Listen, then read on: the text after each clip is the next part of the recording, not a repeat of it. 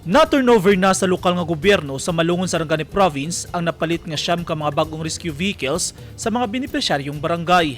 Nga gilangkuban sa barangay Nagpan, Tamban, Atlae, Lutay, Upper Biangan, Ampon, San Juan, Talos ug Alquican. Ang siyam ka mga barangay ang ulahing nahatagan og rescue vehicle.